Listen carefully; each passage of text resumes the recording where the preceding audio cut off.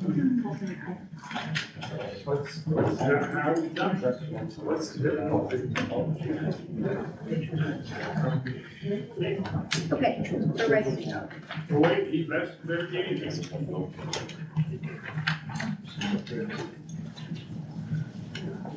Okay, Mayor, I think we're ready to go.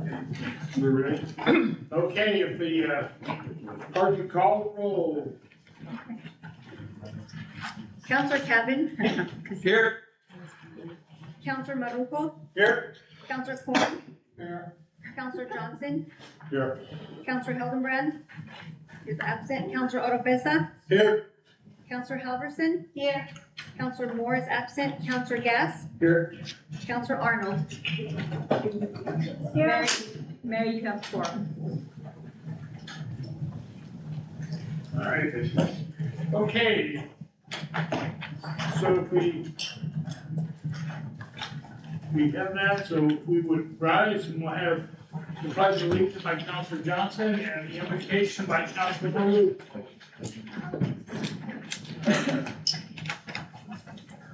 I pledge allegiance to the flag of the United States of America, and to the republic for which it stands, one nation, under God, indivisible, with liberty and justice for all. Now remember that. Dear Heavenly Father, we come before you and we give you all the glory and honor. Father God, we thank you for this great city, this great state, and great nation that we live in, Father God. I ask you to bless everybody that's here tonight, Father God. I ask you to bless us and guide us in our decisions tonight, Father God. We ask you to bless our police officers, our ambulance service, our firefighters, Father God. And we give you all the glory and honor tonight. In your name we pray, amen. Amen.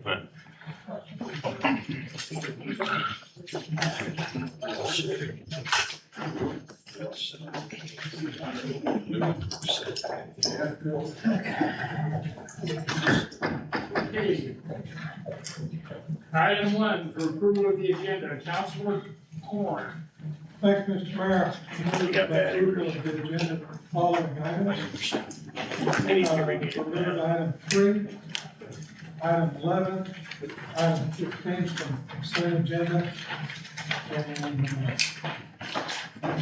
place them, place them on regular agenda immediately before item 28. Speak on the mic. I can't hear it. I'm not charged by.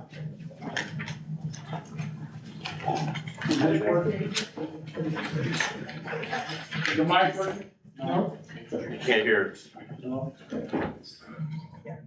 You gotta speak in it. It's not working. It's not working. I spoke in it.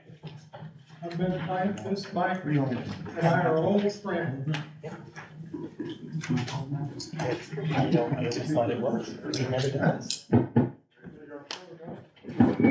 There you go.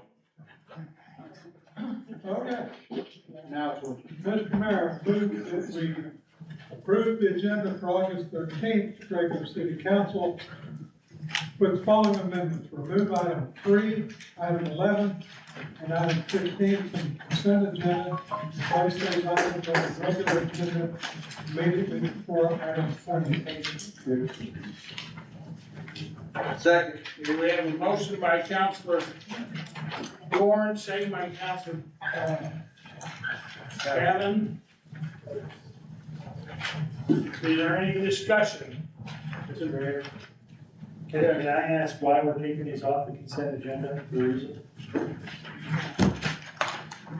We had,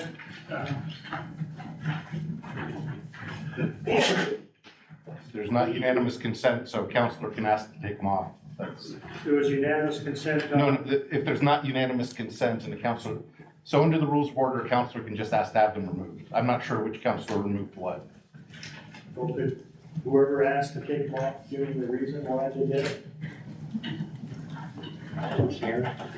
So, Councilor Gass, I asked for agenda item 3 and 15 to be taken off so that the full council can discuss and have conversation about those two items from our finance committee. And so I thought it was fair for all of the councilors to be able to make a decision on those two items. Now, I'm not sure about 11.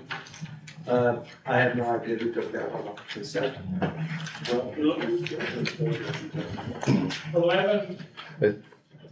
Mr. Mayor, yeah, Okay, so you want- 11 is the budget resolution, correct? Yes. So, yeah, so if there's anything in the other ones that's taken off that changes the numbers, the budget resolution can't be part of the consent agenda. I understand. I guess what surprises me is you made the motion for item 3 and voted yes for it. I think I seconded that, Because but I took the. I know- I decided after the fact that here's something we should discuss. Okay. Okay, any further questions?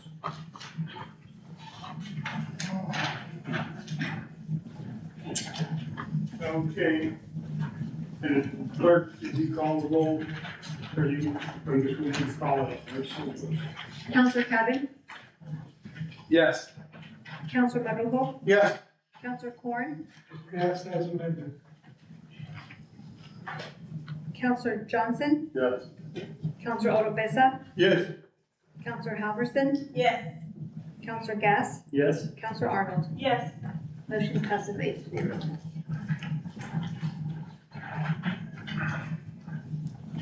Okay, by a vote of 8, affirmative, none to 0, the items of the agenda has been approved as amended. Okay, so, Mr. Mayor. yeah, thank you, so, next, Councilor Gass has a question for you there. oh, Counselor Gass. And Mr. Hildenbrand's trying to, we need to start the meeting so he can join. He just texted and said he's trying to join. Yes, sir, they're working on the GT, go to. Okay. Thank you. So, Counselor Hildebrand, you had, their IT's working on it. Okay, so on item 2, consider approval. Mr. Mayor, Yes, we, I move we approve consent agenda. okay, we have Councilor Corn has moved to approve the consent agenda as amended, and seconded by Council Lady Arnold. Is there any further discussion? Seeing none, the clerk call the roll. Counselor Cabin, Yes. Counselor Madrugal, Yes. Counselor Corn, Yes. Counselor Johnson, Yes. Counselor Oropesa, Yes. Counselor Halverson, Yes. Counselor Gass, Yes. and Counselor Arnold. Yes. Motion passes 8-0. Okay. So, we have approval of consent agenda. All right, so next we go to item, pardon? Item 7, resolution 7.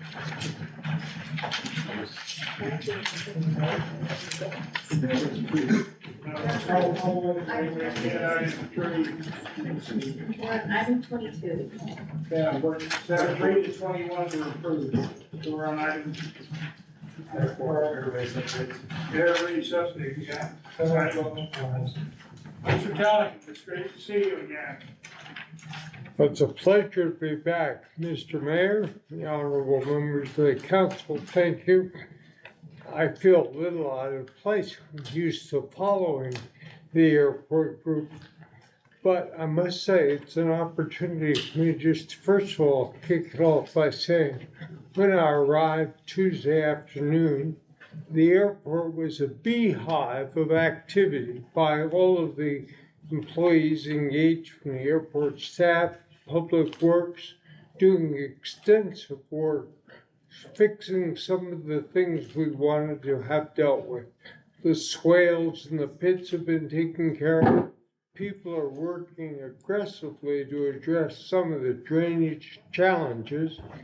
And of course, you all appreciate the old adage that if we do all this work, hopefully it will not rain next year during the races.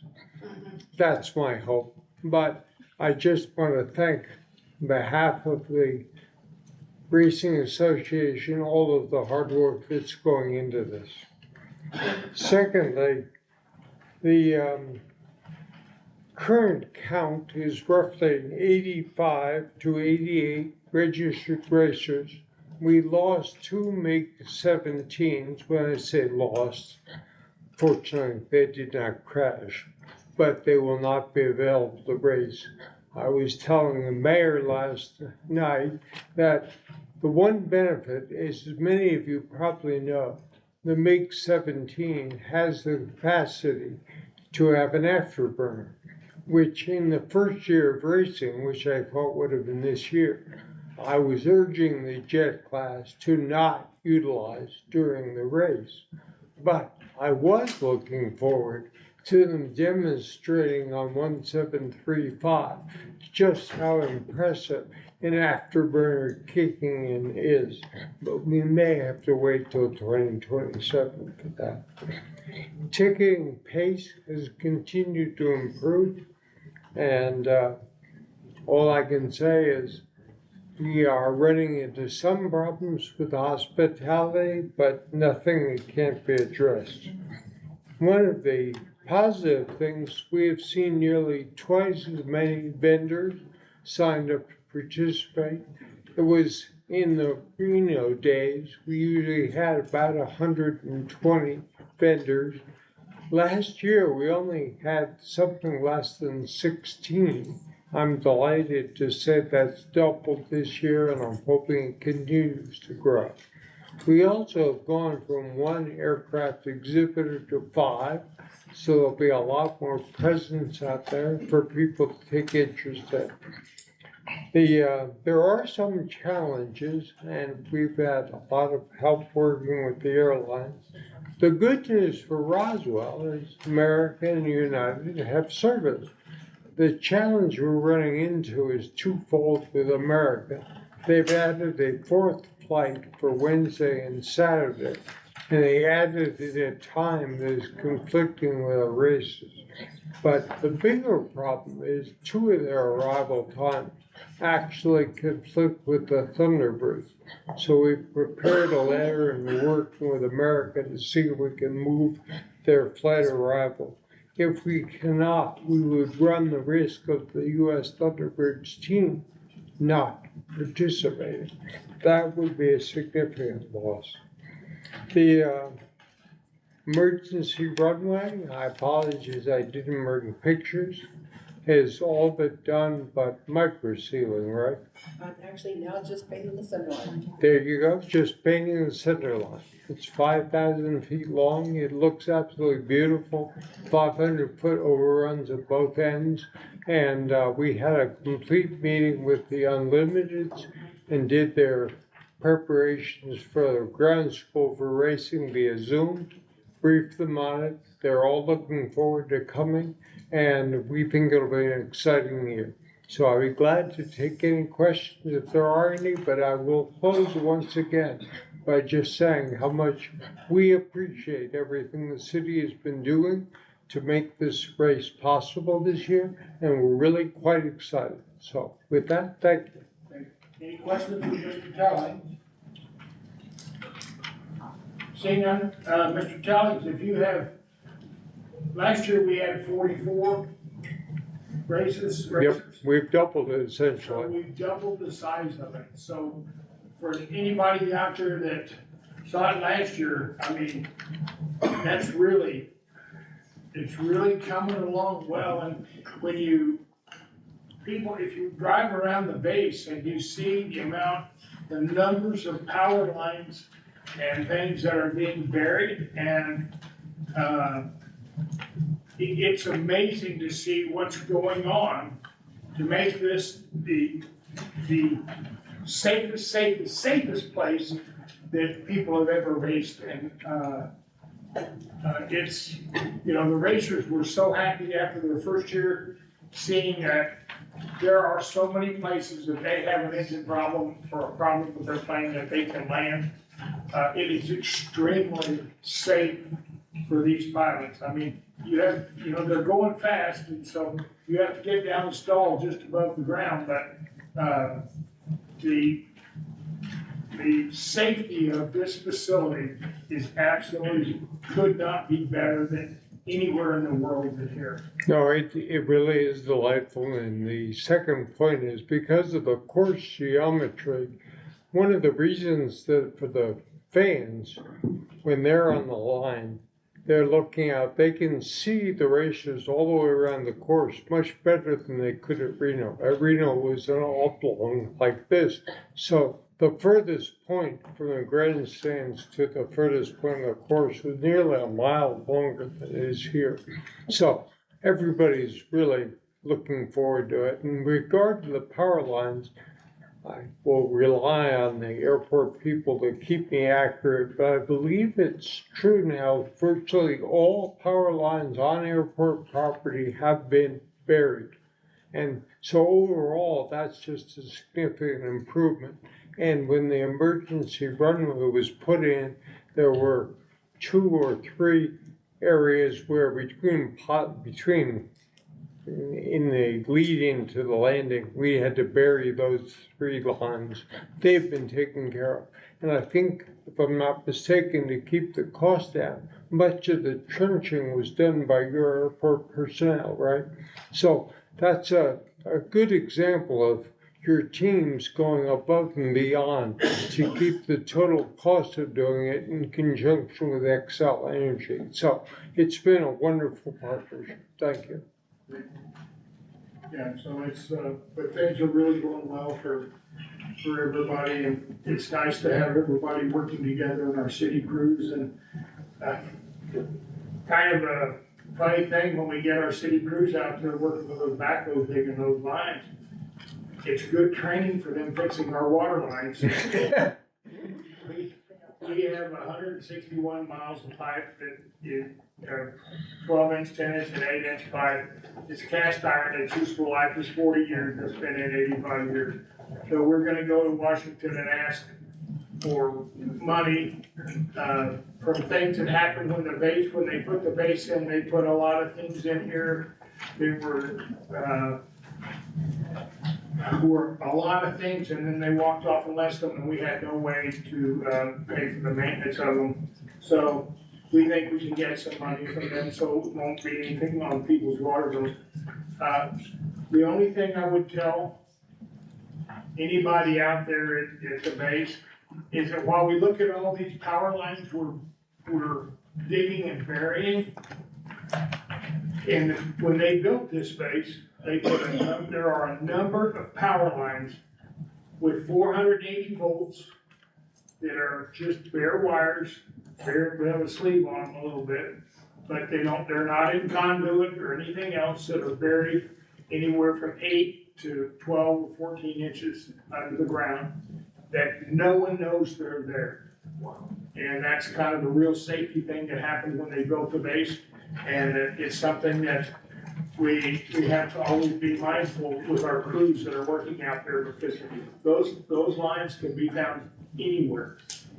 And so it's really one of the things he did when the war was going on that was pretty strange, and we have to be careful for.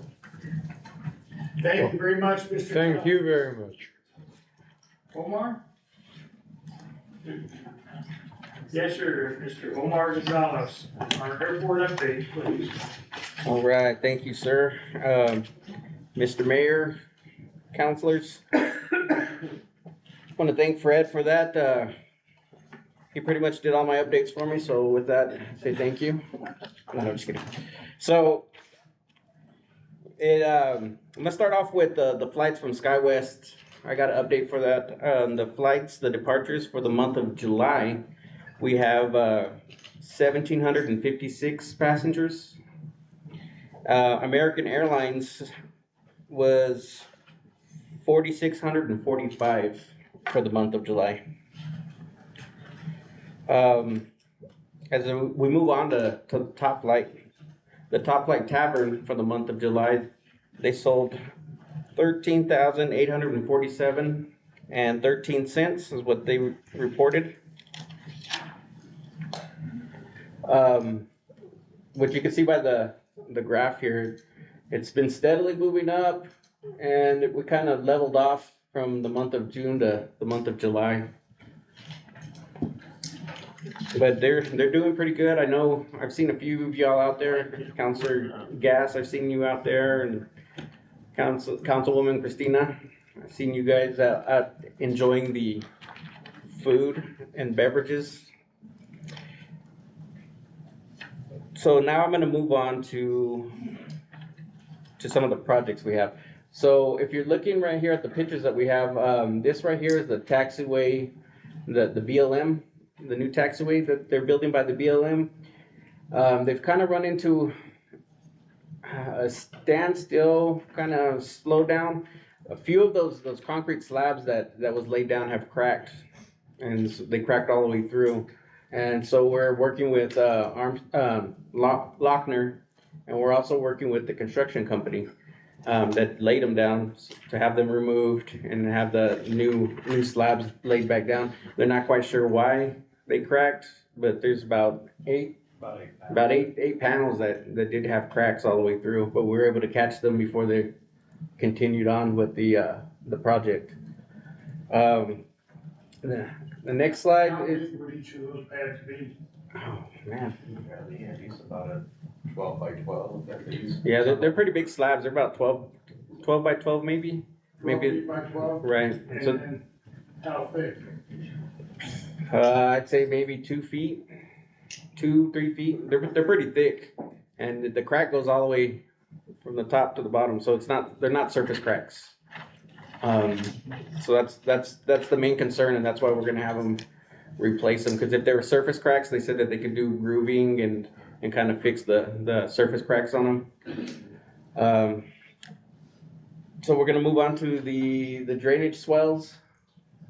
They're actually just preparing right now to work on the drainage swells. We do have POs that I'm waiting for, and I should have those today. Maybe we can get started on the project tomorrow, which will take them about, I've been told 2 weeks to go ahead and to get these drainage swells addressed. Mr. Telling was saying that we went from 48 pilots to 84, so we doubled, right?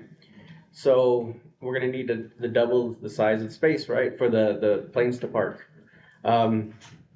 That's what the need is for part of the drainage swells. And I don't know if any of you were there last year, but if you were there last year on a Saturday when it rained, you almost needed a boat out there. The drainage swells did create rivers flowing through the taco chip, as they call it. So this is what we're trying to address, so that way we can avoid that this year, so we don't have the lakes that we had out there. And it's also not just for the air races, but it's also safety for the airport. Because as you know, we have large bodies of water out there. It brings in and attracts the animals, right? It'll attract the birds, the fox, if there's coyotes out there, it'll attract them to the water because that's where they come to drink. And those are too close to the runways and the taxiways, and so we would like to get those addressed. The next slide, we're going to move into the RV parking. This one right here is, last year they had the water and electricity. This year, sewer department was out and they're actually installing sewer hookups. So now this RV parking is going to be full hookups. It'll be sewer, water, and electricity. And we're gonna have 2 different spots. The other spot is gonna be over by, we call it the SRE building. And so that one is only gonna have water and sewer. It's not gonna have electricity yet, because just with everything, we ran out of time with putting electricity in there. But this is gonna be, I believe there's 84 parkings, about 84 parkings, RV parkings, that are gonna be full hookup. Electricity, like I said, water and sewer. Another good thing from that is that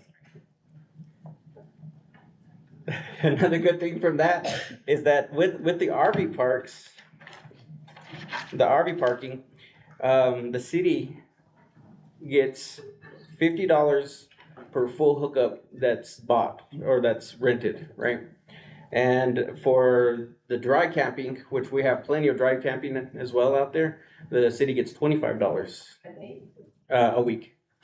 A week. So last year the city made over $5,000 just off the RV parking, just by people renting spots and staying out there. This right here, this is the dry parking. This one, if you're out at the base, it's just north of Riak Park.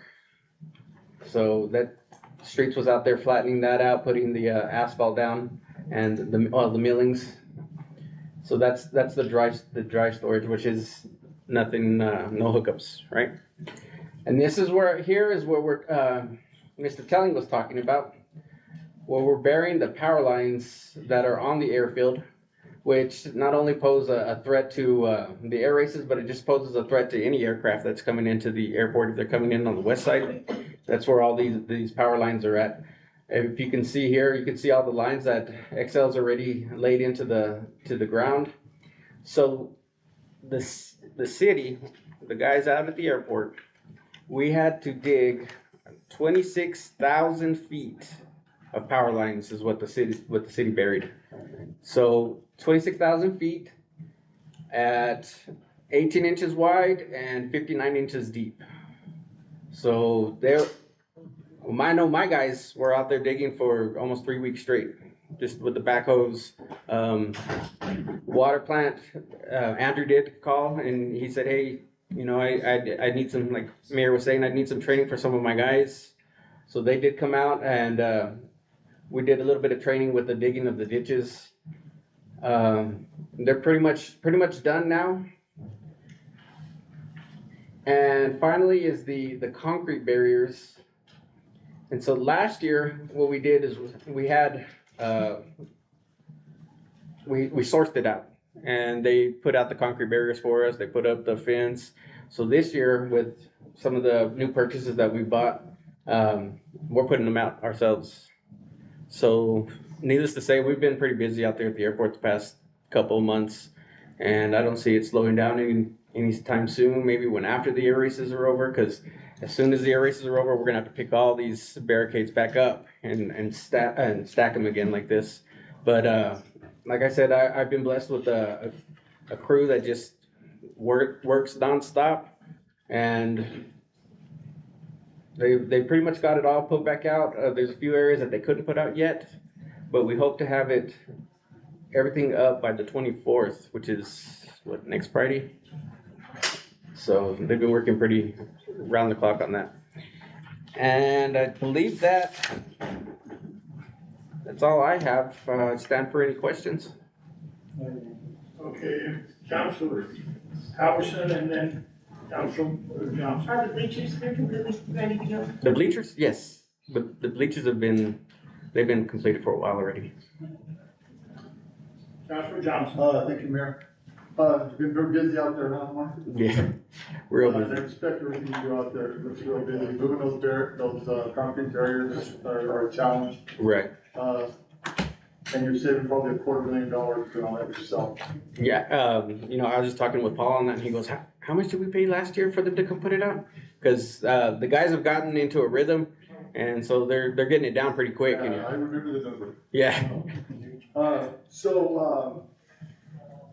I would like a contrast if you have one, and that would be comparing the different flights coming in on your new report versus the one on the old report. Is there an increase or? I think there's an increase. I don't have that on me, but I can definitely get that to you though. I can. I know it flatlined on your the eatery, was it on the chart? The chart flattened out on your eatery, but I was hoping the flights kind of increased. I thought we had sent in a. No. There was a slide. Yeah, I thought there was a slide on it, but. They have control of the. I just saw a slide on the eatery where it had gone. No, It was a flight. Yeah, I think the flight slide was right before that one. So, I don't know, probably better Yes. Okay, If we can't pull it up, then I can email it to you. right on, and I appreciate that. And so the work we're doing on the runway for the cracked slabs, Mhm. I don't know if they're precast or they formed them there, but is that warranty work? Yes, it's good. Well, it better be good. We're gonna, yeah, Great answer. we're still talking to them about that. Oh, this is it? Yeah. Perfect. So we've got it did down, but it back up. So cool. Right. I like it. Yeah, I know, those are exactly the contrast I was looking for. You know what, now that you said that, I do have one more thing for you guys, I just kinda skipped over that, is we have a new project coming out. It's the Alpha Charlie Hotel Golf Juliet project, the multi-taxiway project. So what they're gonna do on that one is, the airport's been neglected for so long, we're just kinda baby steps, how do you eat an elephant? One bite at a time, right? So we're taking these taxiways here, and we're gonna be doing, crack sealing, fog, what is it called, fog coating? Fog sealing, and then they're gonna repaint all of the edge lines on them. And, that went out to bid with, Lochner. It went out to bid on the 11th, which was Tuesday. And we had about 5 bids, and they all came in way under what the projected cost was for the project. So I did talk to Lochner today, and they told me that they'll have us all the paperwork tomorrow. We can file it to get a grant to get all of it paid for, which it's a little over $5,000. I mean $500,000, right, for the project. With this grant, it's going to be 95% FAA. It's going to be 4% state, which leaves the sponsor, which is us, the 1%, which it's pretty good. Like I said, we're going to file that paperwork and go for the grant tomorrow. And once we get that, then I'll let you guys know more on it. Aesthetics will be great out there. Yeah. They route it out, they seal it, and then the fog seal actually makes it look like it's all brand new. So, Yeah, so we're pretty excited. I mean, it's going to help out with the vegetation as well. thank you, Mayor. Thank you, Omar. Yes, sir. Any further comment? One thing on your, for the next council meeting, or if you could send us all on the status on the difference between the number of flights that American has and the number they have in Denver, and see how the Denver flights are going and how the American flights are going. Yeah, absolutely. Just so we can look at the difference about which way people are going. Right. Yeah, I can get that for you. One thing about on this, paying this 660 feet for the BLM taxiway, in this fire season, I mean, that facility will allow us, that we can do three of those, I think, tanker 10s at a time to fill them up when we get that. And that whole thing costs $7 million to go 660 feet, so it's amazing that they've had a problem with it, but I'm glad we're on top of it to make sure that they put it back right, so. And Mr. Mayor, if I may, I have an update that hasn't had a chance to even talk to Omar about yet. The allowance for the taxiways he was talking about was up to $950,000. So we have that one more than covered. We've been notified that we will receive that. We did have that one in budget. But then I also found out today we've got what's called entitlements, which every year an airport of our size and activity sort of has a minimum guarantee of $1 million. However, this year we're gonna get $2,424,574 because of our increased activity at the airport. And that money can be used for safety, capacity, security, infrastructure, pavement, signage, lighting, so a number of things that airports really need. So we've really upped our game and being able to increase the entitlement money. Well, that's good, and it says a lot for the staff, because we're also, not just the airlines are doing better, but we're still gonna get another flight from, of Navy pilots from, Florida. We'll have that again this year, as well as the Boeing testing again this year. So, and that $2 million is an addition to our budget. Yeah. That was not in there. That's great. Thank you all. Thank you, Omar. Yes, sir. Thank you. Okay, Next, Ms. Helms. With the Commission on Aging.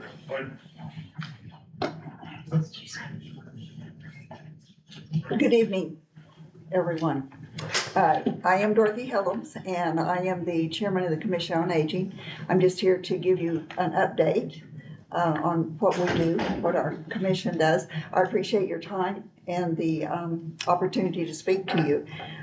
We do meet every other month, and we meet at the Senior Circle, which is 300 West Country Club Road, at 12 noon, and we meet for an hour, and we keep it to an hour. Our next meeting is September 17th. The members obviously are myself, and I have two members that came also today. Brooke Stevens, I don't believe is here. Jimmy Masters is here. Lorraine Wilby is here. And Brandy Candelaria is out of town. We are short one member at this time on the commission.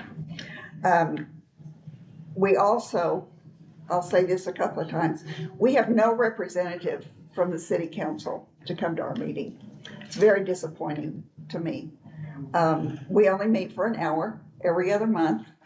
I'll tell you a little bit more about our meetings, but I would really like to see a representative of the city council, and maybe staff, or a staff member.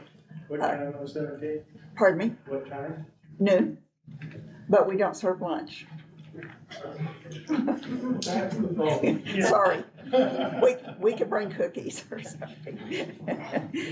Our task, as I understand it, when I was asked to apply, I guess, for this commission and was approved, I was put on, and then 1 month later, our chairman left, and so they elected me as chairman. And I said, don't really know what's going on since I'm new, but I said I can run a meeting, so here we go. So I'm not sure of our task, but what we understand is it's to inform and address any issues that is brought to us by citizens or really anyone else. Our meetings are open, and we welcome participation and comments at our meeting. Let me just tell you a little bit about, we have guest speakers every single meeting that have an effect on our senior citizens in Roswell and really anyone else. Jimmy Masters, thank you, Jimmy, has been taking this task on, and he's been very good to get speakers for us. Just to mention a few, last month we had Natalia and Maribel from the Joy Center talk to us about their activities and services for the elderly. Bobby Thompson came the time before that. She's our assistant city manager. She gave us updates on the city activities and future plans, and we really enjoyed that time visiting with Bobby. Jeremy Hurley, who's with the Veterans Association, told us how the organization assists and supports our veterans. Rita Camacho with United Way told us about local support of the United Way. And Joanne Palomino with the New Mexico Department of Health spoke to us. In September, we have Attorney Matt Bristow is coming to talk to us about trusts and wills, and also Antema has volunteered to come. He's forgotten, but I'll remind him. I was voluntold, Mr. Mayor. Yes, he was voluntold. To give us an update on the upcoming, hopefully, new adult center, which obviously is a concern. We write and distribute tips, senior tips. They look like this. You should have found them in your box because we distribute them to the council members so that you're aware, you know, what we're addressing. And just so everyone knows and can see, it is English on one side and then Spanish on the other side. So hopefully we reach quite a few. Our distributions, our main distribution is through the Joy Center, the Meals on Wheels. So we give these to them, and they are delivered with every meal that is delivered. We also, all other points include Peachtree, Senior Circle, the City Visitor Center, Humane Society, Assistance League Thrift Store, Sunny Acres, Roswell Homeless Coalition, Salvation Army, and bulletin boards at Cerritos and Stellar Coffee.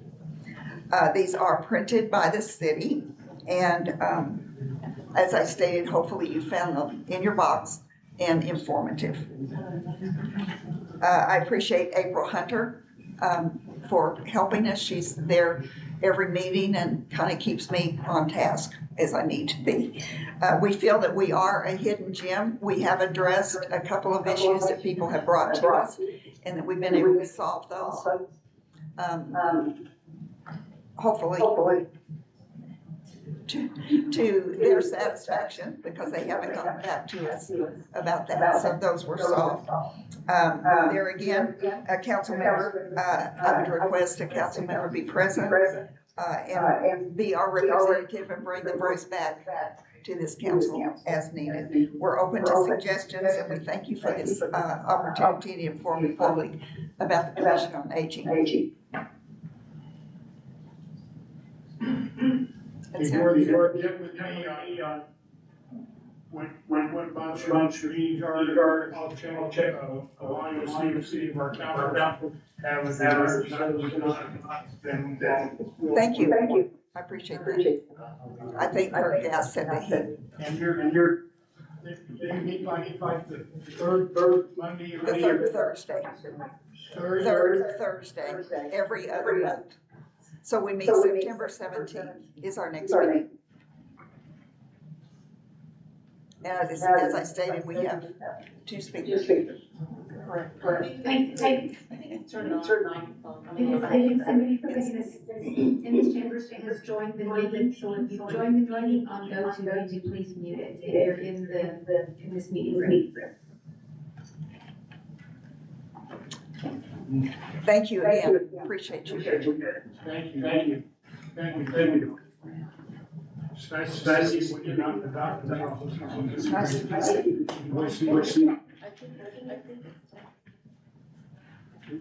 Speakers on. Okay.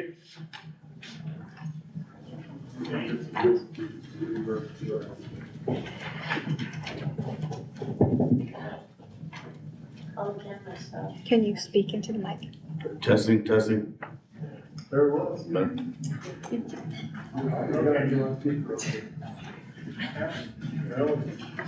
gonna have to drink that. Angela, Okay, Abraham, landfill. Mayor and Council, thank you very much for the opportunity to speak to you. We're here to present a couple of updates. We got some critical initiatives that we got going on in solid waste that is really, it's not as fascinating or exciting as the airport, but it's still something that we do every day, and we appreciate that. We have an amazing team as well. A couple of the current initiatives I just want to go through, and I'll try to keep it brief, and please ask me as many questions as you want. The Roswell Needs Raffle, we're about to submit a permit renewal for the next 20 years. So that permit renewal is very extensive. We just had our kickoff meeting, so I'll get into that on the next slide. Also, the council approved architectural engineering to design the construction drawings for a tipping floor and for a transfer station at the landfill. So we can give you some ideas of what that's gonna look like, and also the costing going forward. And last but not least, is kind of my favorite. The city of Roswell has a front load trash truck now that's gonna change the service delivery for a lot of our commercial buildings as well. Next slide. So like I was saying, the permit renewal takes about a year. We had our kickoff meeting on Monday, and one of the main things we want to do with this permit renewal is it secures our solid waste operation at the landfill for the next year. Number two, we're going to be able to accept multiple special waste, multiple waste streams. One of the ones that we do want to target is asbestos. It's a very controlled process. It's a very safe process, but it's another avenue of revenue that we can develop for the landfill to help support itself and stays sustainable as well. It's an enterprise fund, so whatever we generate there, we put it right back into the enterprise fund as well.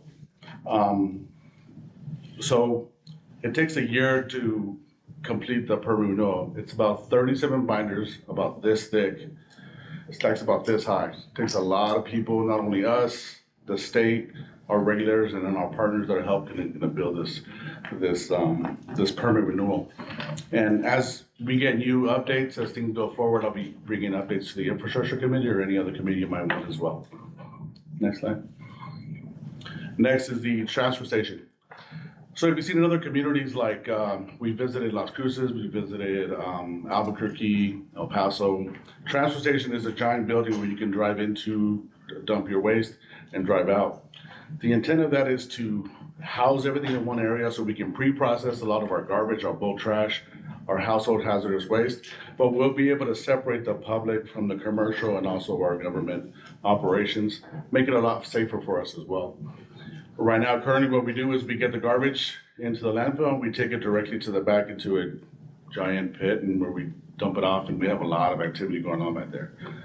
So with this A&E that we're gonna put forward with architectural engineering for the transfer station, we'll be able to show you a rendering, we'll be able to show you a cost, and kind of a game plan where we're gonna go forward. It's gonna be a multi-use building. It's gonna house the admin staff, it's gonna have greenways, it's gonna have a shredder in there as well, not only for tires, but for bulk trash. And it's gonna be a completely enclosed, a lot safer operation for our garbage trucks instead of going to the back and working inside of the mud. And as you know very well, our winds are very high. Our rain, our snow is pretty significant here. So when that happens to our operation, especially lightning as well, we shut down. But we're trying to avoid that. We're trying to provide a lot more service, be more readily available, not only to the community, but to a lot of our customers, not only Roswell, Chavez County, Dexter, Hagerman, and surrounding communities as well. So the enclosed tipping floor would be a great opportunity for us to provide a better service throughout the entire community and a lot of our residents as well.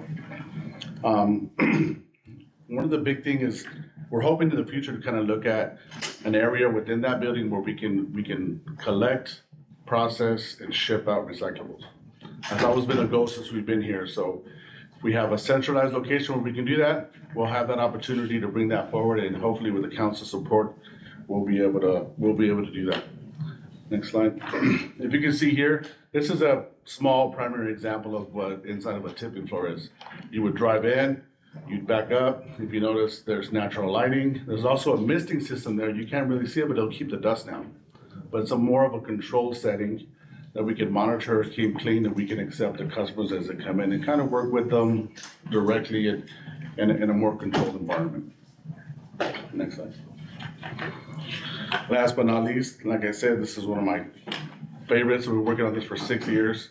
A lot of our commercial buildings here in the community have rear load operations. You've seen our trash trucks where two guys will come out, they'll hook up the can, and they'll flip it.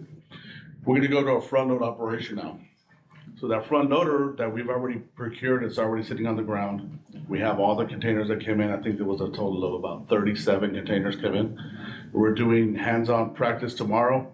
Anybody in the council wants to come out and see it, or anybody in the community, we'd love to have you out there to come check it out.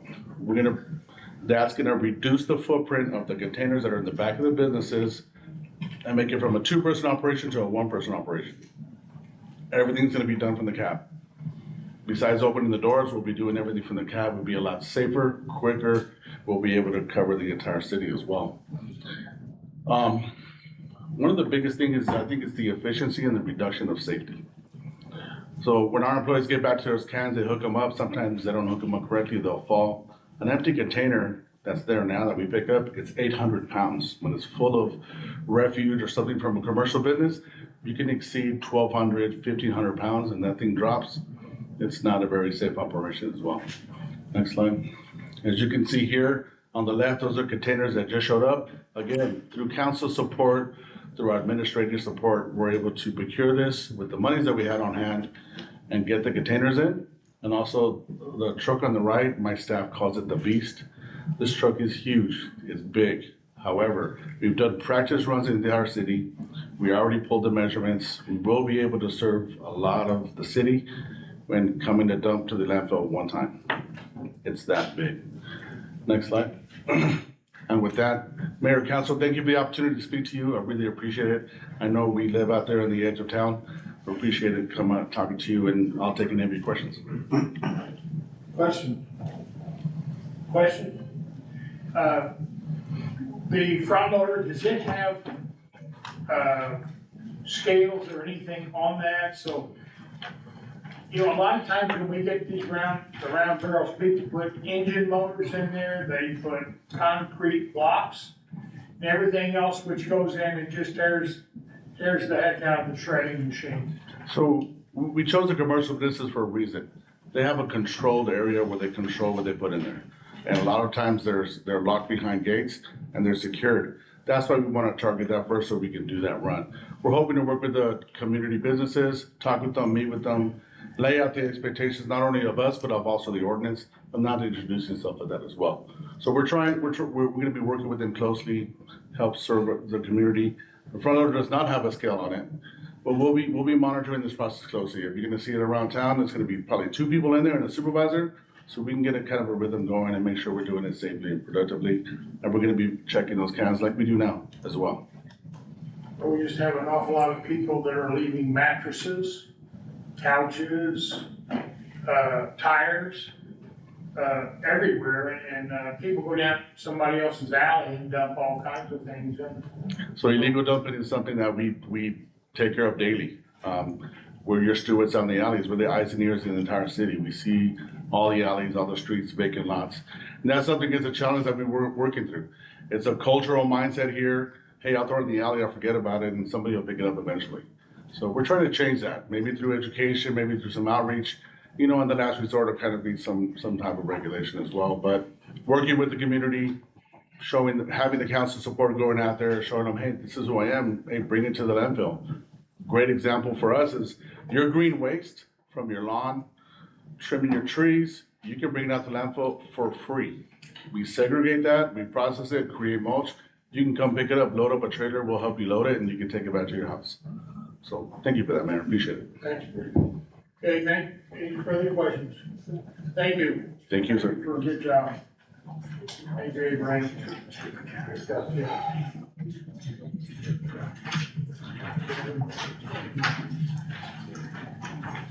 Okay, now we're about to get to public participation, but before we get to that, we're gonna have Officer Fry is gonna come up and let all the public know, what our police department is doing, and he's in charge of it, he knows all about it, so. Yes, sir. Officer, thank you. So, with the press release earlier today and many public comments on Facebook and other places, we wanted to get ahead of it and just share out all the information with what the Real-Time Crime Center and what our automatic license plate readers are doing. So this is gonna be a lot of information. I will then stand for questions afterwards. The mission of the Roswell Police Department Real-Time Crime Center is to get firsthand real-time information to officers prior to and during calls for service. By doing this, we can enhance officer safety and citizen safety, increasing the solvability of crimes and reducing the overwork of officers. Currently, the Real-Time Crime Center has 2 operators which work from 1600 to 2 a.m. or 4 p.m. to 2 a.m. 7 days a week. We are hoping to add 2 more so that we can expand our coverage to almost 24 hours a day, 7 days a week. The Real-Time Crime Center operators do monitor the automatic license plate readers, traffic cameras, and they operate the drones that we have for the police department. This is their current setup with the workstation and then what we like to call the Jumbotron. So if the command staff is in there and they need to get information, they can just see it on the TV rather than looking over their shoulder. I'm just going to cut right to the chase and tell you what the ALPRs do not do, okay? The Roswell Police Department has discussed a contract with Flock, but at this time we have not presented it and we've not approved it. We do not have Flock. Flock is different from Axon. The ALPRs cannot see inside vehicles. They cannot hack your phone's Wi-Fi, Bluetooth, listen to your conversations, or facial recognition. There is not a patterning prediction feature. They cannot predict crime and make it a pre-active policing. These are all terms that I've seen on Facebook and comments, and they're just flat out wrong. It cannot detect your speed. It does not record your video. It only takes a snapshot of the license plate unless we are tied in live, in which case we have a live view, but even that is not recorded. Axon does not have a national database of license plates. How did we get here? In December 2025, City Council approved a 5-year contract with Axon for Fusus. It was on the consent agenda. This contract was valued at $477,147. It is being paid for by a $1.4 million state grant for the Real-Time Crime Center. Some of the other comments, why didn't we use that money elsewhere? That grant obviously was for the Real-Time Crime Center. We can't use it for anything else.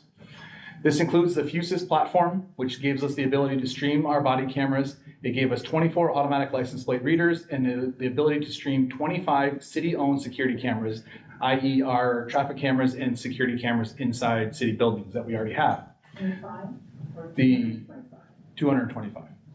The streaming body camera allows officers to have a second set of eyes if the situation warrants. A local success story includes an officer struggling with an individual, not being able to get out on his radio, but us hearing a little bit of radio traffic, knew something was going on. The Real-Time Crime Center operator was able to tap into the body camera, stream it, see that he was struggling with somebody, and call for help and let that officer handle business without having to worry about communication. The ALPRs were installed the first week of August. We are still familiarizing ourselves and training on it. It's only been a week. The ALPR data is stored for 30 days unless it's deemed as evidence, in which case it'll be stored in conjunction with our already established evidence procedures. At this time, we are not sharing with any other law enforcement agency or third party. However, we do intend to share with law enforcement agencies once we figure it out and we get it up and running. We have no intention in sharing with third parties. Axon, I really don't think even allows that. All officers will have access to search license plates, but they will require an active case. They'll have to submit a case number prior to searching, and there'll be regular audits conducted to make sure there is not misuse. Axon does have a custom hot list, which allows us to enter vehicles that we're looking for more local crimes, not just the Amber Alerts, missing people, and stolen vehicles, which will generate additional leads for us. The system is an investigative tool. Therefore, no warrant or reasonable suspicion is needed. The standard is simply to have an active case and the belief that it will generate a lead. Axon's policy is that RPD owns the data and it will not be shared with anyone without our consent. This actually includes warrants, subpoenas, and IPRA requests. If that gets forwarded to Axon, they send it to us and then say we have to deal with it.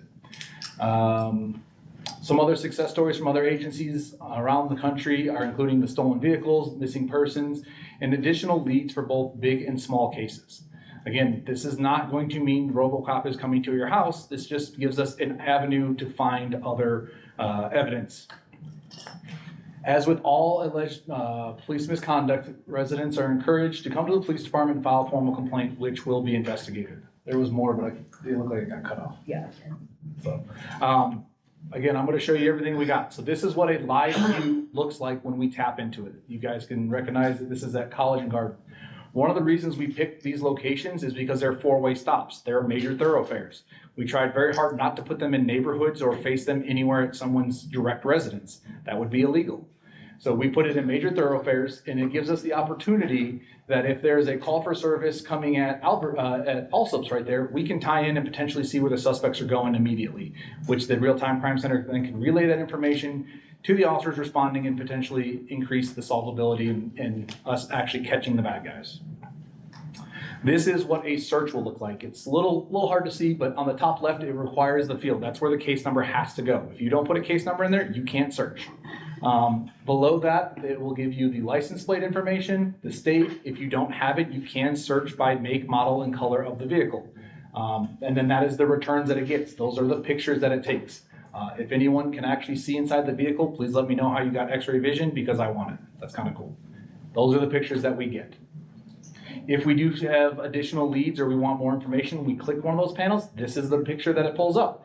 Again, it'll show the picture of the license plate, what the system believes the license plate to be, and we can verify that it is correct. It'll show us when and where in the direction of travel, and it'll show that if it has crossed any other license plate readers.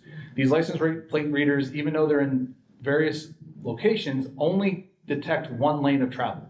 So you may drive past it and it doesn't even capture your license plate because you're driving in the wrong direction, or you're driving parallel to it or perpendicular to it instead of parallel to it.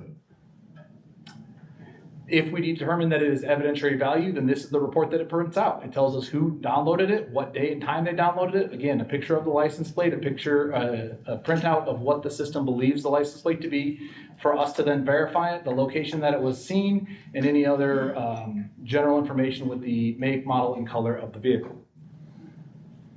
This is a public-facing app, or not app, but I guess a website that we will be able to turn on. We haven't turned it on yet because we haven't gotten to that point yet.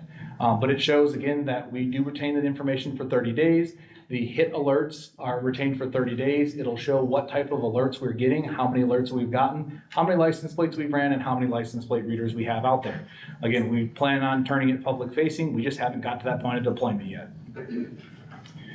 This is the proposed map that we initially had. It's not all these locations are exact. We did tweak a couple by the time it was all said and done, but at this point, the internet knows where they're all at, so there it is. That's the map.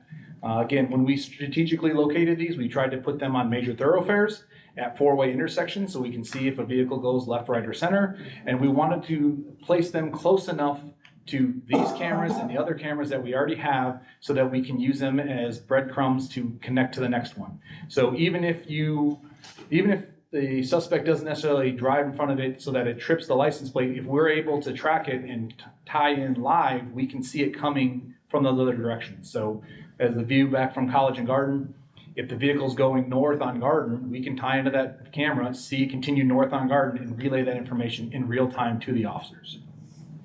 These are the actual addresses. The number 11 did not get installed. There was an issue with some wiring underneath. The bottom one, number 25, also didn't get installed. There is still one camera that needs to be installed. Its location is to be determined. That is what it looks like. Solar panel with a camera on about a 10 to 13 foot pole.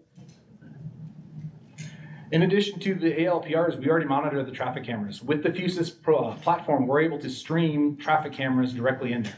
And what the Fusus program allows us to do is, instead of having one program for the traffic cameras, one program for the drones, one program for the ALPRs, it puts it all in one program on one map. We can see the body cameras, the ALPRs, the traffic cameras, the drones, all on one map without having to switch back and forth. It streamlines things. It makes things a lot safer and easier for our operators. Those are all the locations.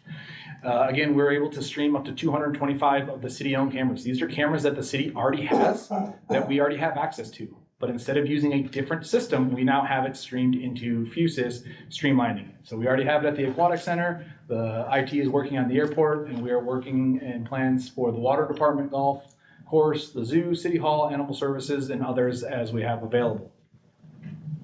Real-Time Crime Center, Fusus allows commercial businesses to purchase cores and tie into the Fusus system. Businesses control when, if, and what cameras RPD, Real-Time Crime Center, can stream. Businesses will also receive the ability to receive motion notifications and use of alert notifications to their phones. So it'll actually upgrade some of the security systems in town. If they have an old standalone silo DVR system, this will actually give them an opportunity to make it into a smart system without having to redo their entire system.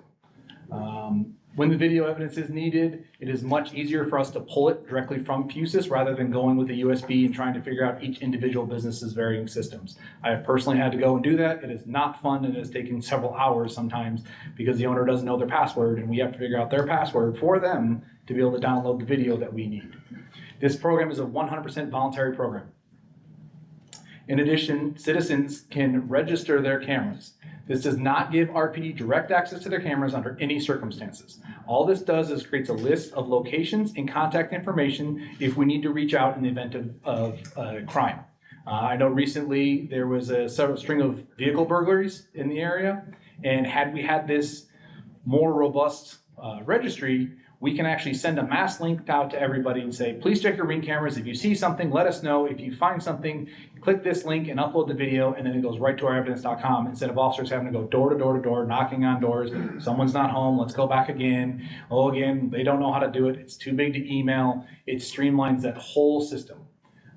This helps with canvassing, communication between officers. This is again a 100% voluntary program. It does not tell us where your cameras are. It does not give us any access to your cameras. And I know because I went and registered my personal cameras just to see what it did. It shows my name, my address, my phone number, and my email. That's all it shows. It doesn't show anything else. In addition to the ALPRs, the Real-Time Crime Center has 3 drones. Again, how we got there is April 2025. City Council approved a 5-year contract with Paladine Drones valued at $496,350.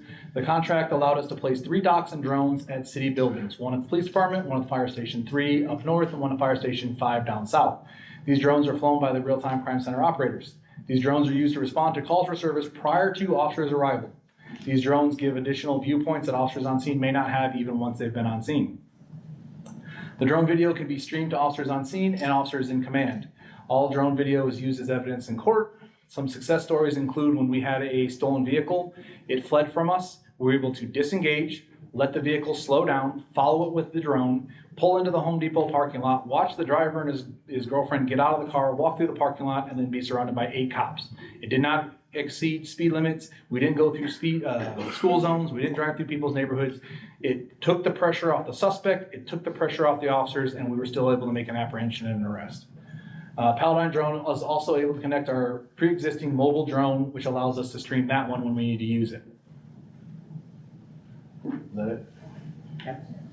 Sorry. And with that, I stand for any questions. Okay. Councilor Alverson. I just want to thank you for all the work you've done. It's a beautiful needs person. Yes, ma'am. And this was a learning experience. I had a conversation with a gentleman earlier today, and he brought out some good points, and there were some lessons learned. I think if we continue with this and we expand it, I think we can learn from it and we can do better next time. Certainly, this was no way to skirt anything. We followed all the Open Meetings Act. I can also point out again, this started in December of 2025. I don't know that the flock and ALPR debate was as heated 9 months ago, but it took us 9 months from approval from City Council to put poles and grounds, and now the timing is just unfortunate. Well, I know we've had several public meetings on this, so. That's true. Council Lady Arnold, and then Council Lady Arnold. Thank you, Mr. Mayor. No, I just kind of wanted to make it, just a consideration. I think once we actually put something like this in, and in due time, as you guys begin to experience and understand the holes and benefits of it, it might be good for the council to consider looking at policy that we have, that our, you think I can speak now? RPD has actually thought of, and then anything that we want to maybe consider just to make sure that we're minding, the rights of our citizens. Yes, ma'am. Our policy is based off of Lexipol. It is a private third-party company that's nationwide and has several best practices and best policies, and all of our policies are public-facing. So that policy is already public-facing. People can find it on the website, or I'm not exactly sure where, but I know when we get IPRAs for our policy, they direct them to the website, and it has all those policies forward-facing. So possibly at the next public safety meeting or legal meeting, can we actually review those or get us a link to that, just so we have, as a council, have access to what we are putting through? Because I mean, honestly, this has been, these have been around for many years. So precedent has been set, data has been put out there, made. But I think it's actually imperative that we are at least aware of what that policy looks like, and be considering how and when it affects our community and our constituents. Yes, ma'am. Thank you, Mr. Mayor. I've got a question. I was driving by and I seen the cameras are not very high. Now, I mean, I was a crazy kid back in the day, not very high, and I'm knock them down. What is the cost of those things, damage them? I don't know the exact cost because it's rolled into that contract agreement. I can find out if necessary. I believe it's over $1,000, which would make it a felony if someone was to knowingly and intentionally damage them. And again, they have video feed, so it'll alert us right away if there is like an anomaly or the system goes offline. Is there a way that we can put them higher? I mean, seriously, it's a lot of money. Kids are gonna be kids. I was a kid once, and very good kids sometimes, so I just think they're very low, and I believe- it came to my mind right away that they're very low. Yes, sir. I believe that's where they're needed for the angle for the license plates, but that is the poles that the company installs them on, not here and everywhere. So I can certainly follow up and ask, but I believe they're there for the angle for the license plate. Thank you. Yes, Thank sir. you, Mr. Mayor. Thank you. This side? And I did have two more things that I remembered, sorry. I thought it was on the slide, but I may have breezed over it. There was a couple of other Facebook comments about people being able to IPRA and request the data of it. That is not a thing. They actually signed a law that said the ALPR information is not IPRAble.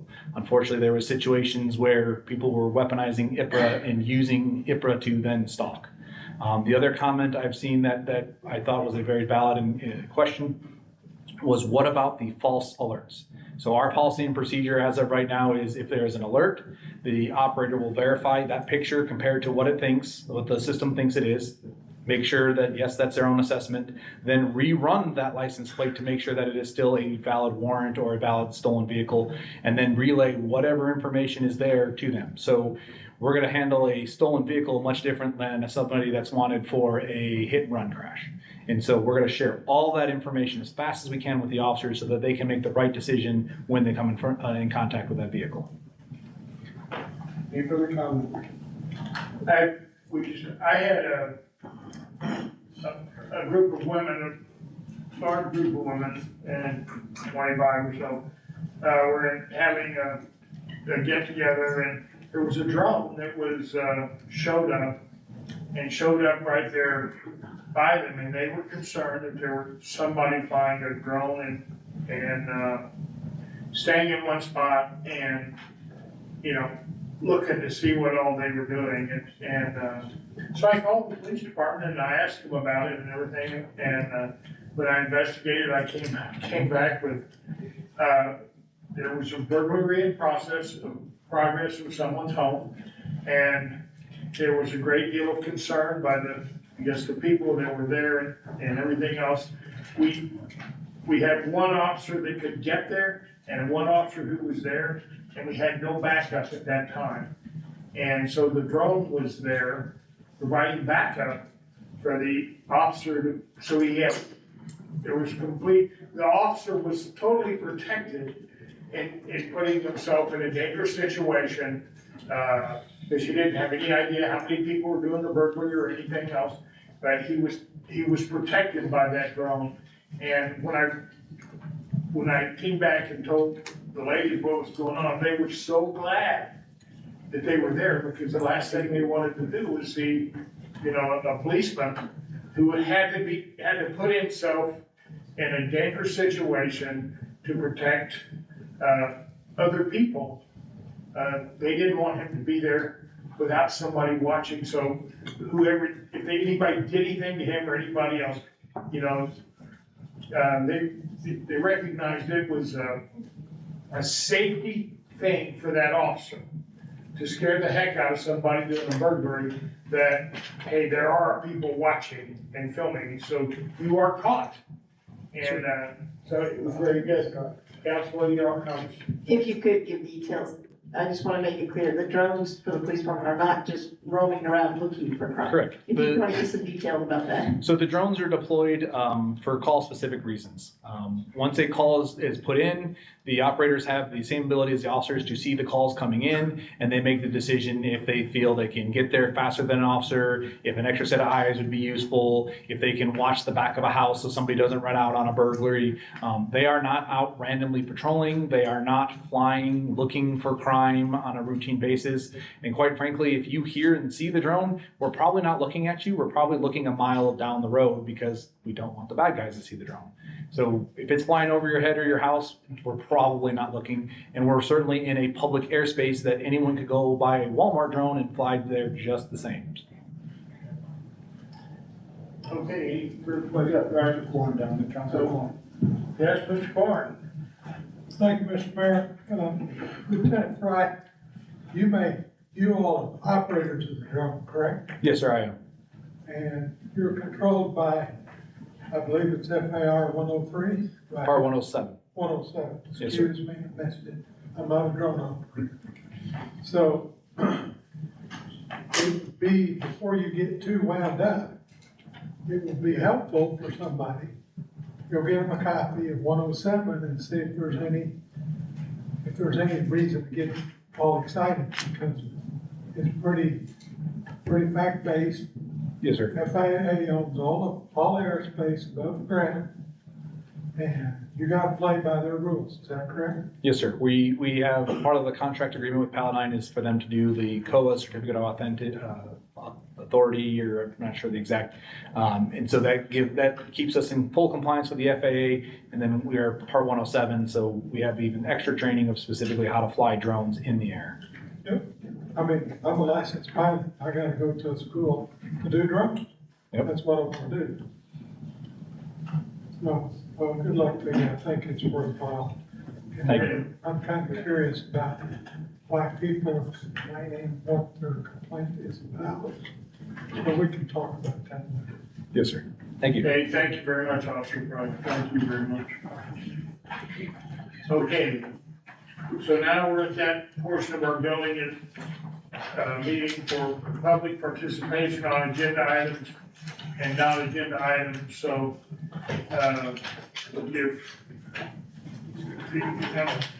council rules are you're entitled to 3 minutes, and we will go almost. Everybody hears about license plate readers, and so we'll just go down the list as you go, and you can bring it up. The first one I have is, and if you can't read it, I'm sorry, but it's Dean Michaels. Is that right? Mr. Michaels? Or right? This is Dean Michaels. Hello, everyone. I'm Adam Michaels. I'm new here to Roswell. Please give your name and address, so we know your address or where you are, so everybody knows. I can't hear. Name and address. Name and address. Name and address. My name is Adam Michaels. I live at 1105 Kachina Drive, Roswell, 88201. I'm new here to Roswell. I come from California. I want to ask you all, do you all live here in Roswell? Are you proud of what you see? When you walk out your door, or you go down Main Street, are you happy with what you see? This place is filthy. You have beautiful homes here. I bought one. It's an equivalent to a $2.7 million house in California. You have weeds growing all over the place. You have going up and down the streets. This place could thrive. It could be huge if you built. If you built a major amusement park here, a major water park, which you turned down, didn't you, Mr. Mayor? Water park? You turned down a water park, didn't you? From what I'm seeing here, you go downtown. Where I'm from, you don't see cardboard on the walls, on buildings. For advertising, you see lights. You see a nice place. This place could thrive. It's got land that you can build. You told me on the phone when we had an argument, you want to keep it a retirement community. You have more children here than you. And they're riding around on mini bikes without a license. Now they could thrive here. If you build places for them, things to do. I'm 68 years old, and I still have to do things. I got to go to Lubbock to enjoy myself. I got to go to Ruidoso to enjoy myself. Why? If you're worried about a retirement community, you could build 5 to 10 of them here. All up and down the California coast, we have Del Webb communities. We have 3 places called Leisure World. They have their own amphitheaters, their own performing arts centers, bowling alleys, 24-hour guards, 24-hour nurses if they need them. They have their own condominiums. They have their own shopping malls around them. I went to the shopping mall at Christmas time. I walked inside that place and walked right back out. And my wife and I almost divorced over it. Your time is up, sir. The Santa Claus had nobody sitting on his lap. The place can be completely rebuilt. It's a dump. And if you're proud of that, excuse me, if you're proud of that, No, your time is up. Your time is up. You're done. excuse me, take a look at any other city. This place could thrive. It's a beautiful place. Everybody here is nice. You're nice people to deal with. But the bottom line is you're not doing anything to help yourself. Sir, you were given the opportunity to speak. Everybody accepted that opportunity and they heard that. Okay. There are rules and regulations in this Okay. house. Pardon me for that. Yes, sir. Your time is up. Thank you. Thank you. I just want to see a good place to live. How about California?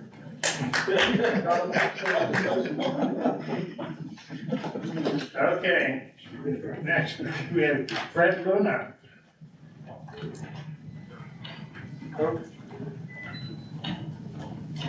Okay. Hope I have that right. Actually, it's Bernadette Luna. Oh, well, Yeah, so. oh, is he with you? Okay. Oh, yeah, he's with me. That's my Okay, husband. well, I'm sorry. Yeah, so my name is Bernadette Luna. I live here at 503 South Pine here in Roswell, New Mexico. And I wanted to comment in regards to the Real Crime Center. I think it's something that's going to be positive. I think it's something that's going to help law enforcement. I know similar technology did help law enforcement help solve my son's murder, our son's murder, so, and his friend. So I think it's really beneficial and it's going to really help with the crime, and I support it. Thank you. Thank you. Thank you very much. Oh, you were both there, okay, they were Yes. one after the other, so. Fred, did you want to say anything? No, sir. She didn't let you have it. All right, thank you, sir. Thank both of you, Joe, and you get your street address, you get her street address, okay, thank you. Okay, James Edwards. I don't see, oh, there he is, oh, he's hiding over there. Might have to wait until. Mr. Edwards. Good evening. James Edwards, 208 South Stanton, Roswell, New Mexico, on the east side, representing the south side. What we're here to do is to give some information out. Hopefully it'll be less than 3 minutes. For the gentleman that was here just a minute ago, we do have some informational items, and you're more than welcome to attend. Eastern New Mexico Roswell will be hosting a Constitution Day on September 17th from 12 to 1 in the ITC Commons. We also, Councilman Gas, we will have Coke, floats, and nachos, so we do have some refreshments for you to show up and enjoy. The council on aging that day. Oh, okay. Well, if you can make it. Yeah. The other thing that we're gonna be having is, hold on. On August 15th, 2026 at 7:30 at Lions Hondo Little League Baseball Field, they will be having a video of the Little League World Series. I believe that was the 12th team to win the Little League World Series. It's the only team from the state of New Mexico that has ever won a Little League World Series. There's going to be a big screen, and I'm pretty sure they're also going to have some refreshments, hot dogs and sodas. And it's to recognize those young men that are now older men for their accomplishment. It's a long time coming and long overdue. So on that date, the Historical Society and Lions Hondo Little League will be having that. And a few of the councilmen, we've recognized y'all at those events, so we expect to see you there. It's at 7:30 on the 15th. Here's my colleague. Mayor, councilmen and women. My name is Veronica Munoz. I work with Mr. Edwards at ENMU R Roswell. And we have an event coming up that we would like to invite the community out to. So on August 27th from 12 p.m. to 6 p.m., we will be out at our campus and we'll have a petting zoo that's free to the community. We'll have different booths and resources for people to visit, and we'll have quite a few food truck vendors out there. So we'll have a wide variety, and then a live DJ and a mechanical bull. So this event is for students and, you know, coming back to college and then open to the community. So everyone is welcome to come out and enjoy that day with us. And with that, I'll stand for any questions if y'all have any. And if it's okay if I can give y'all a flyer.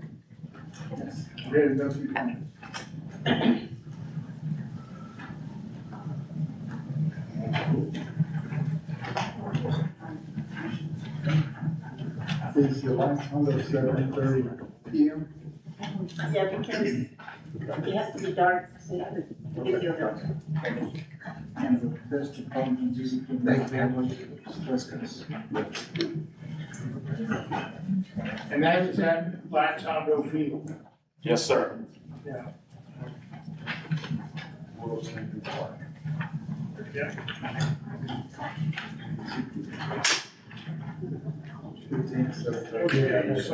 Okay, so, thank you both. Next we have Brian Davis.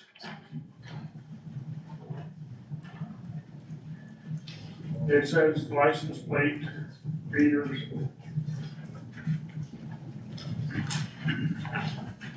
Thank you, Mayor and Council. Well, I'm kind of opposed to, I'm an old guy. When I grew up, it was required reading in school. I don't know about you guys, but 1984, Animal Farm, all these kind of books. I mean, Big Brother, Surveillance. I'm terrified of that. I mean, it's bad enough I got a cell phone that keeps track of me. I drive my truck, it keeps track of me. I got a wife that keeps track of me. I'm not a public speaker. I'm real bad about this. They talk about public safety. They give the public safety to me in the Second Amendment. That's my public safety.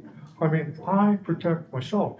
Now, when the police will come up and they're going to chalk out my body, that's their job. But that's not going to keep me safe. They'll look for the peril, but that didn't help me. I mean, if they want public safety, what they really need to do is start incarcerating all these people. The judges are the weak link in this. You can ask the cops. They bring these people in, the judge goes, send them out. I mean, this is just a revolving door. I mean, so we get more surveillance, and more surveillance, and more surveillance, but we still let the criminals out. If the cops had the police had their way, and bureaucrats, we'd all have those air tags stuck on us, because that way they know where we are, who we're talking to. I mean, no. They talk about the license plate readers and all this stuff, but yet they let these guys run around town all the time with these blacked out license plates. How many have you seen? I mean, you just drive down Main, blacked out plate, blacked out plate. They don't do that. I mean, come on. Or, like me, boom, I'll drop my tailgate. Can't read my plate. So we're going to need a law to say you can't drop the tailgate up your truck because Big Brother needs to keep an eye on you. I mean, I'm tired of being surveillance. There's things I volunteer to carry a cell phone, volunteer to have a wife. It's her truck, so if they think I'm going out shopping all the time, I appreciate the time. I really hope you don't do these cameras, but I know you probably will. All the young people are going, yay, let's get more safety. And like our founding fathers say, those who give up their liberties for safety deserve neither. And Mr. Davis, can we have your address? Can we have your address? Can we have your street address? Oh, I'm Brian Davis, 500 North Brown Road. You can send a surveillance. Thank you. Thank you very much. Come anytime. Okay, next we have Richard Sweet.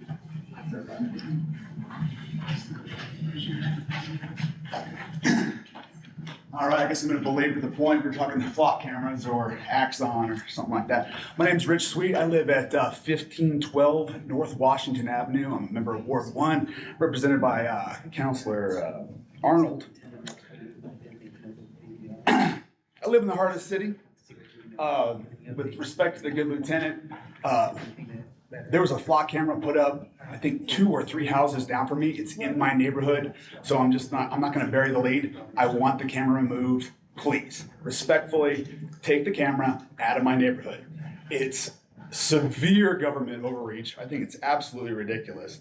But having said that, I got 3 minutes, so I'm gonna give you a little bit of background about myself. I'm a U.S. Army vet. I'm a retired law enforcement officer. I spent over 31 years serving my country. I think that just because we can do something doesn't mean we should do something. With respect to the lieutenant, says, this is a public space. It certainly is. It's a public space. Put the camera there. Doesn't mean we should. Take that camera, put it on 285. If you want to track me going to the gym in the morning, that's cool. But I guarantee you, none of you would want that camera 2 houses down, seeing who leaves your home at all hours of the night, or, God forbid we put that in front of one of the head shops that's downtown, see who is a habitual marijuana user. This is absolutely crazy. So anyway, real quick, USA Today, and I understand it's not Axon, it's Flock, tomato, same technology, it is what it is. This is from USA Today, so I'll cite my source. Georgia Police Chief arrested for harassment and stalking. Never went to court because he committed suicide. Apache Junction, Arizona officer resigned after tracking his wife. North Carolina police officer charged with stalking her boyfriend's ex-wife, tracking her 31 times. That could be you. That could be you. That could be you. We don't have to go along with this. We can push back against this culture. We can push back. You have the power to do it. What else we got? I would, as I look at you, there's an assumption of competence. All of you have accomplished things in your life. I can't believe that you were supporting this. Certainly public safety. I am pro law enforcement. I've been a cop, for, like I said, 31 years. I respect what the police do. They need your full support. I think we could probably get a lot of stuff done by, community patrols, putting up a sidewalk, scraping off the bums and tweakers from Main Street, he's gone. So anyway, this is a work boots and Subarus issue. This isn't a right or left. If we're talking about which side of the political aisle you lean, I'm certainly more of a conservative libertarian guy. But the left, the ACLU, is not on board with this stuff. Your time is up. Thanks, guys. Thank you very much. Thank you. Thank you for your service. Mr. MacArthur.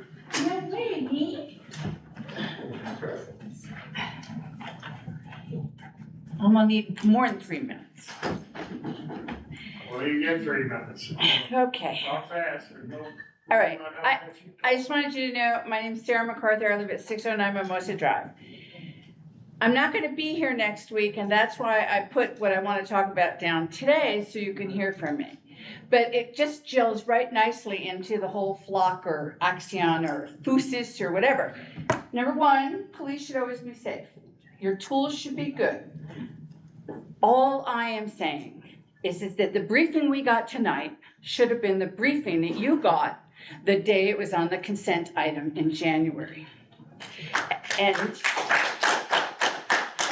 we need more transparent information from all of our government and elected officials, period. That's it. But now I'm going to read my speech because I made it under 3 minutes. Good evening, Mayor and councilors. I want to be very clear tonight about what the public expects when it comes to the proposed gross receipts tax increase and the LETA funding attached to it. When taxpayers are asked to contribute more of their income, the city has an obligation to explain exactly what that money is for, not in general terms, not in broad concepts, but in specific verifiable detail. We need to know, first, what projects or purpose this money is intended to support. If a department, an entity, or a partner is expecting this funding, the public deserves to hear that directly. Second, whether this tax is meant to pay for something the city is already legally obligated to fund, and it's simply backfilling an existing responsibility, that should be stated plainly to the people that you're asking to vote on this, okay? Third, whether this tax has a defined end date. Is it permanent? Are you asking for a permanent, or is it not a permanent? If it's temporary, what's the goal? What amount of money are you seeking? And when are you going to end it? Those things need to be explained to your taxpayers because you work for us, for the constituents. So, fourth, LEDA funds in the future should be communicated to the public. LEDA should not be a black box. If public money is being used for business incentives or development support, residents should be able to see where it goes, who receives it, and what the expected outcomes are. And I may have some of this a little improperly, and I apologize because I was expecting to do more research, but then I'm having to go out of town. So this is not an adversarial approach to y'all. I appreciate everything that y'all do for us, and I don't think the city looks like crap. I think it looks great in a lot of places, and that it could use some improvement in other places. I'm just saying, I want more transparency, not just for this, but for future projects, especially industrial projects coming forward, and we need to communicate. Thank you. Thank you. Oh. Real quick. Just real quick, we have a council connection series coming up on August 31st, and the topic is city projects in the queue. So I please hope you guys. Is it going to be streamed? Because I'm not going to be here. On August 31st, no. But I just want to put it out there, we're actually talking about what we have. Y'all hear that? August 31st, be there. Okay, all right? Okay, thank you. You're welcome. I'm sorry, but we need to take about a 10-minute break, and then we'll be back. We have 3 more individuals on this. But we'll be right back. Let's go ahead and finish the public participation, and then we can go on a break if that's okay. Okay. Okay, well, just doing as I was told to do. Okay, then next we have Cody Keith from 1600 North Sycamore Avenue. Hello, everybody. Thank you for letting me come and talk. Welcome. My name is Cody Keith. I live at the Spring River Apartments. I would like to apologize first. I try to watch all the city council meetings, but I happened to miss the one where this was discussed previously about the APLRs. The reason that I'm here and kind of why it came onto my radar was I was out walking my dog. I live at the Spring River Apartments. I was out walking my dog, and one of them got installed right at our exit to our apartment complex. And so it kind of put me into a research mode to figure out what exactly is going on and see what all the plans were. I don't have an issue with the RTCC. I don't have an issue with the police having drones. I don't have an issue with CCTV. My issue specifically is with APLRs because of the AI layer that's on top of it. We've seen them misidentify cars. We've seen them misidentify certain things. And they're also tracking features that aren't just license plate. I think on the post from RPD today, it said that it's only tracking license plates. But if you look at it, it's identifying things such as roof racks or bumper stickers. And those are vectors for possible issues with misuse and the system actually moving on to a next step of actually trying to predict what's going on. I don't think right now they're doing prediction patterns, but this technology is only 2 years old from like a grand. Axum partnered with Flock to provide the feeds originally. They left in early of 2025. Now they have their own product. So the Axum product is actually relatively new. And so I think what we're in right now is an experiment to see what this does. I don't think there's enough information for us to be putting it in the community. My wife and I moved from Austin, Texas 2 years ago. I am a New Mexican. I was born in Albuquerque, so just coming back. And we were driving through town to head further north in New Mexico. And we love the community. It's been a very welcoming community. We've met some really great people. My issue with this is the technology. I was raised by lawyers. I'm in tech. And so between all of that, there's so many potential issues that can come up with this. And again, I don't have an issue with the other parts of the RTCC. It is literally just the APLRs. And that's because they're basically sending the information and then it's being acted on. And I understand that there's policies in place, but we've seen within the last week, a license plate gets misidentified, the car gets felony stopped, there's kids in the car. That can lead to so many issues that our officers don't need to be dealing with. And so I don't think that the APLRs are in a position where we should have them installed yet or turned on. But I don't disagree with the RTCC as a whole. And I think it's really easy to understand that this is really, really, really immature technology. We don't know what it's fully used for. I understand that there's privacies, but as you'll notice in the news yesterday, the Flock CEO came out and said they are realigning their policies due to public feedback, which means that at any time, we could be subject to those policy changes as well. Excuse me, your time is up. Thank you so much. Thank you. Yeah, thank you very much. Mr. Fee, thank you. Next, we have Jeffrey Cabana.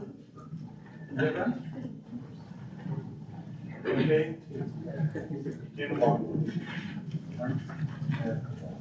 Hello, council, mayor. Hey, you're looking brighter than usual today. I don't know if you've been out in the sun a lot, but you're pretty bright. So I'm just gonna briefly talk about the ALPRs. We had, I'm not gonna give up my Fourth Amendment in order to exercise my first. Thank you very much. You had the officer come up and basically he had to read it from the screen. You know why? Because he didn't write it. I've seen like 70 police stations across the country release almost that exact same thing, like word for word. It was tweaked just a little for Roswell, okay? So it's all propaganda, it's bullshit. We don't want them. If you said you saw the comments, you know, you guys are aware of the comments. Are you guys aware of the comments? Have you been watching the country for the last 6 months? We don't want them. Plain and simple. Gaslight us all you want. Tell us for safety. Tell us anything you want. We don't want them, okay? And that's all I got to say about that. The next thing I want to talk about is the GRT. We're back again. Here I am again, opposing, raising the GRT. You know, you keep going from GRT to the goddamn water price, to the GRT, to the water price. You're just squeezing every single citizen in this city for every dime they have, every chance you get. Do you guys hate poor people? Because that's what it seems like. Obviously, none of you ever struggled in your life because there's a lot of people in this town. About 60% of them struggled, live check to check. And you're going to take every goddamn dollar you can from them. And now you're ushering in, you know, basically the Chinese communist like surveillance state. So you're nothing but a bunch of dirty goddamn commies until you prove otherwise. Thank you.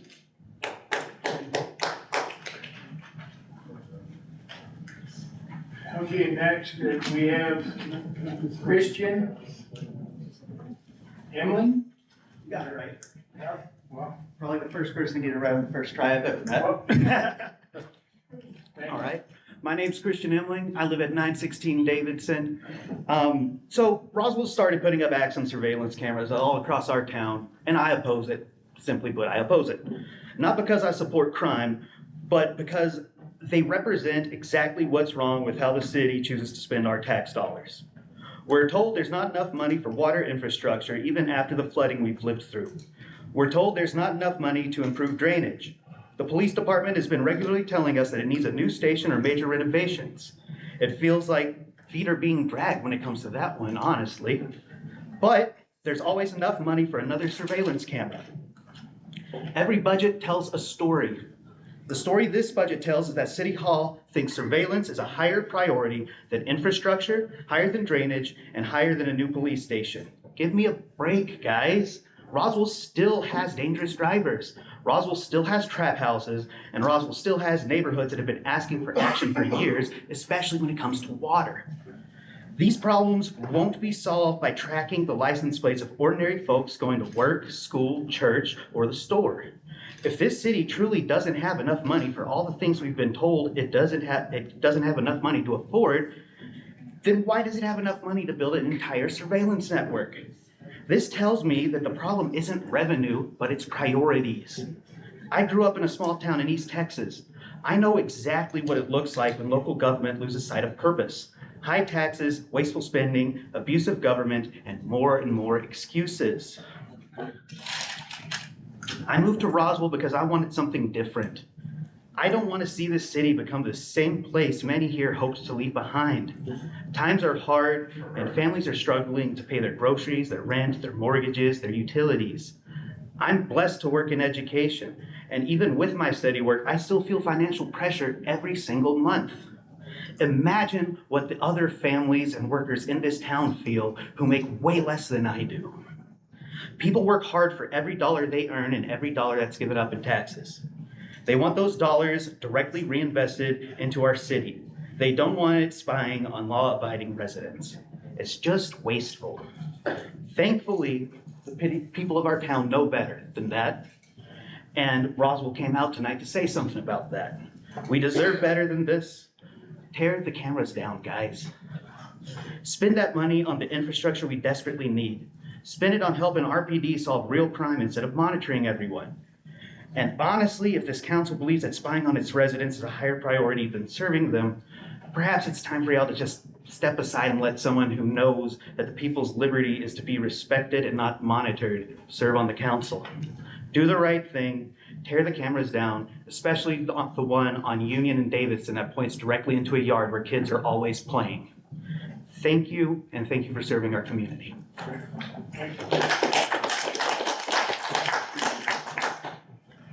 And that's our last speaker that we have signed up. So we will take a 10-minute break or so thereabouts as quick as we can, and we'll come back and start then on item we have the public hearings first on this next one, item 26. Thank you.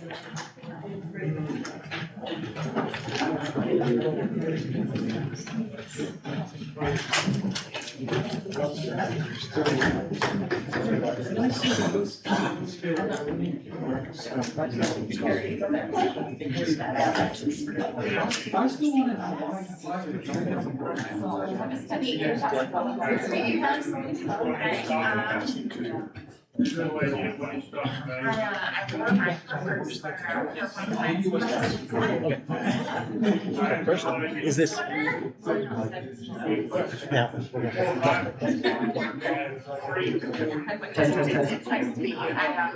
ahead. Testing. Testing. No feedback. No feedback.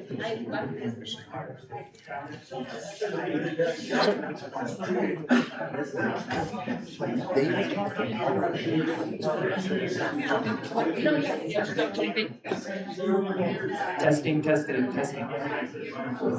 Well, we got anything except unmute this. Test.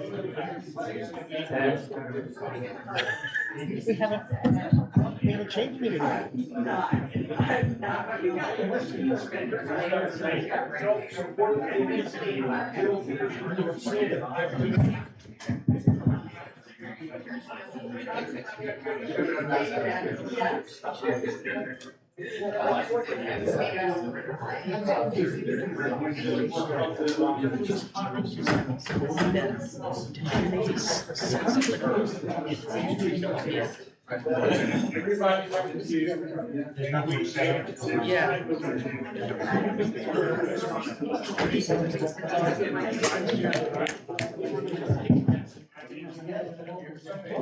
Let me join the meeting and talk on it.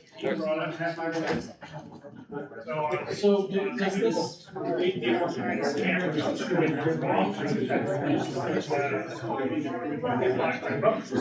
you think this is gonna?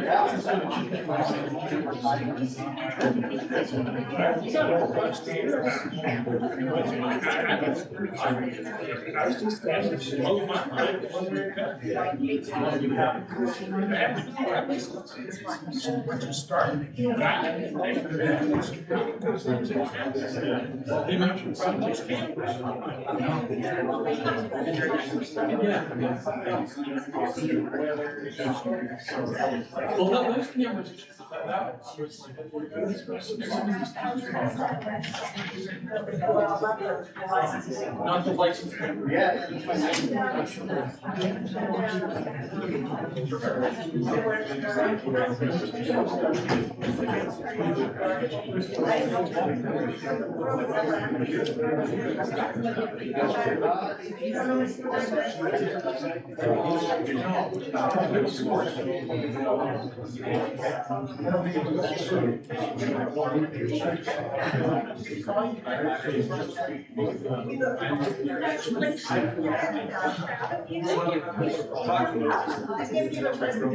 Well, mine's the favorite guy in America. Yes. It wasn't great. That's a Molly, I was like,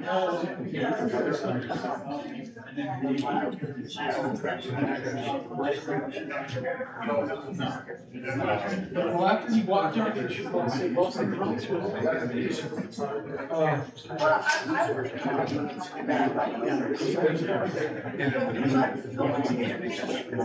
Well, he was telling me, you guys, because we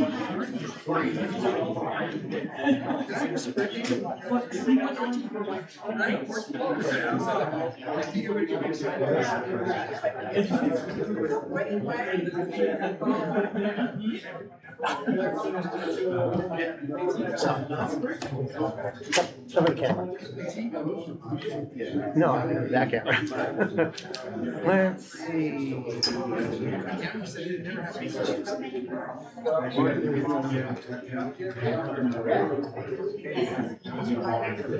So what kind of? But they don't use that.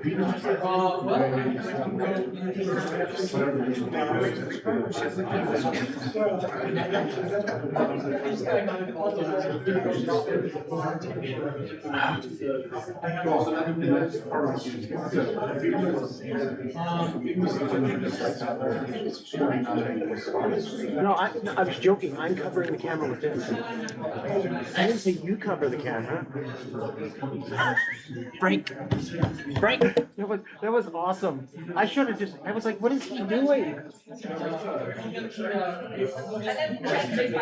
That's awesome. I was trying to figure out what you were doing. Okay, you're being recorded. Thank you for that.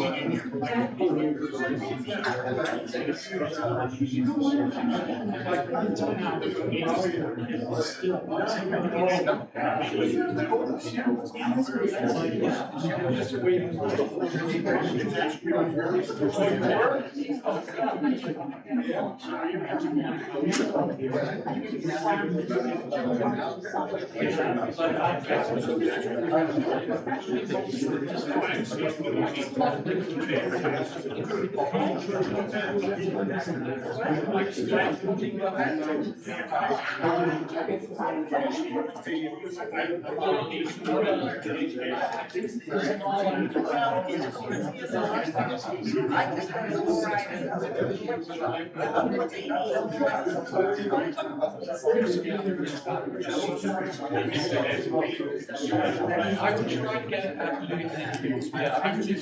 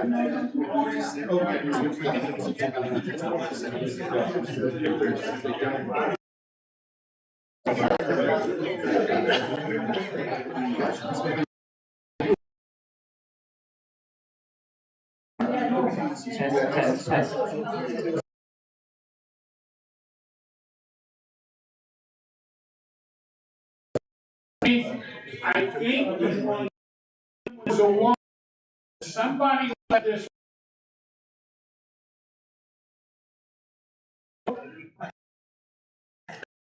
Huh? Oh, no. You should have the flash.